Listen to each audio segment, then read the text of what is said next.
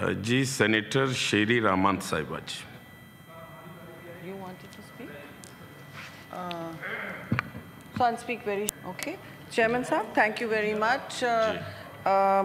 क्योंकि बहुत सारे दोस्त बोलना चाह रहे हैं, मैंने भी लंबी लिस्ट दी है पाकिस्तान पीपल्स पार्टी से.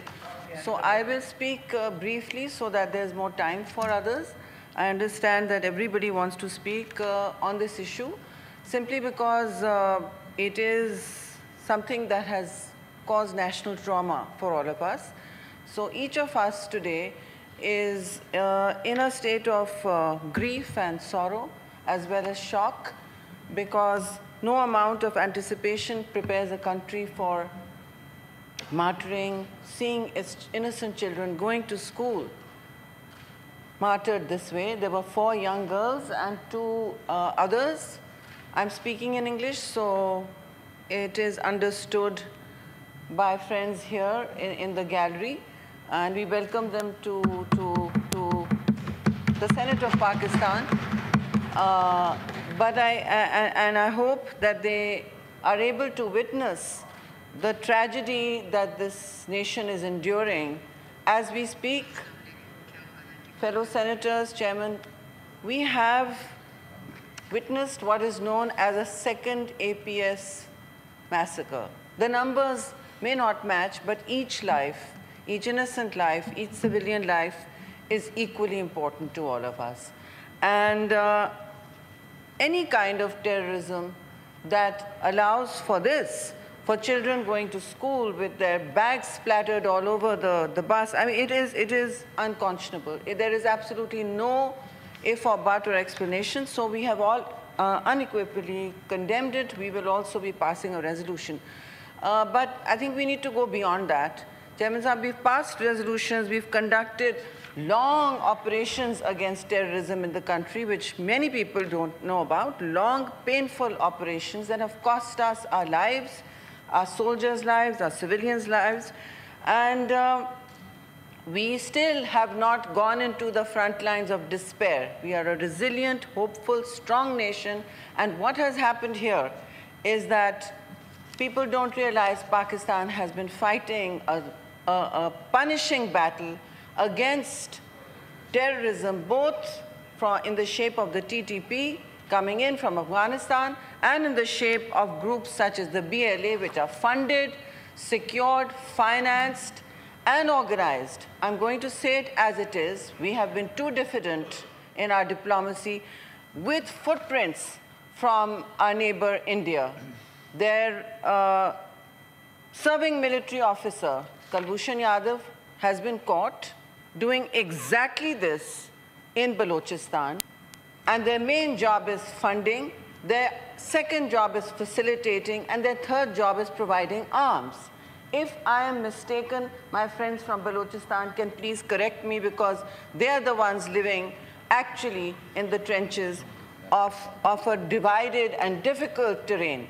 I say divided because when you are in a terrain that is bordering such countries, yes, we have to give them political solutions. We do have to give better political solutions. And that's a separate discussion. That is an important discussion. We've all touched upon it. And my party believes always in trying to solve as many development and political problems with accommodating as many people in the mainstream. But these are not political people, Chairman Saab. I have actually seen some of them, met with some of them in human rights conclaves in the past. And this is not, while there may be grievance, I want to be very clear.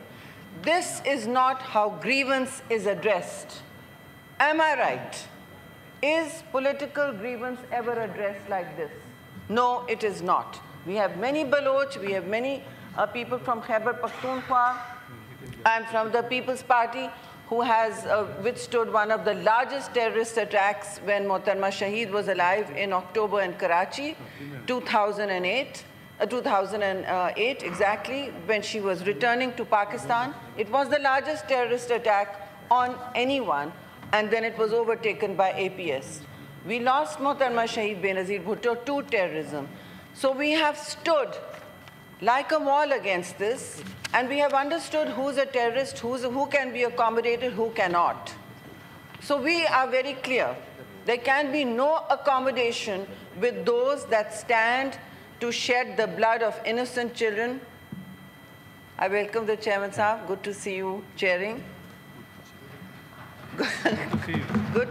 They're saying good to see you means many things, but it just came out involuntarily. I really did mean good to see you, but not the other one. Anyhow, Chairman Sahab, I'm going to speak very briefly because I've committed to save some time here today. We have to, yes, address the, absolutely. So the last thing I want to say, Chairman Sahab, is that, should Pakistan with its fingerprints, with India showing its fingerprints on BLA, on this attack, which many are taking responsibility for, should we also do what India did, what Modi's India did? Should we also just say, tomorrow, right, our media has decided that it is them, and once they have decided it is them, we will provide the fingerprints and the evidence. I even have fingerprints from some Jhota Express, unresolved cases in which Muslims were burnt alive in a train, and nothing was ever done. In fact, later a confession was produced that yes, India was responsible. We also have many other attacks like this. There's Pahalgam, and now we have Pulwama. We have Pulwama, and now we have this. Now we have Pathankot. Many attacks I can read out chapter and verse. Today, been perpetrated by members of the dragnet that is connected to BLA and RAW, the intelligence community arm of the Indian services. We strongly and unequivocally condemn it, but we also condemn India for reaching out so far that Pakistan's innocent children and civilians are dying, for bombing first civilians on the first day of this 87-hour war that they perpetrated. They bombed civilians. We did not. Even the third day we attempted, we retaliated with military targets.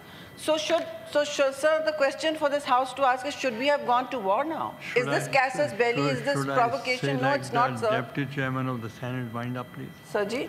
Should I say like the please, Deputy Chairman? It's your prerogative, sir. You always stop me, and I stop with great respect. If you're saying wind up, I shall finish in 6 seconds. So with these words, I want to say the House should consider that are we going to be the other face of India? I would suggest we are not. War is not what we want, but certainly there should have been by now some level of terrorism. If India is interested in wiping out terrorism, if it wants to talk about war, then they should have reached out to us and said, we condole with your people, with those parents, sir. We condemn the attack like we did for Pahalgam. So when innocent civilians are attacked, why is India quiet? That is not a reason to go to war, but certainly there is reason to sort out why terrorism is rising in both countries. Subscribe करें और bell दबाएं ताकि कोई खबर रह न जाए।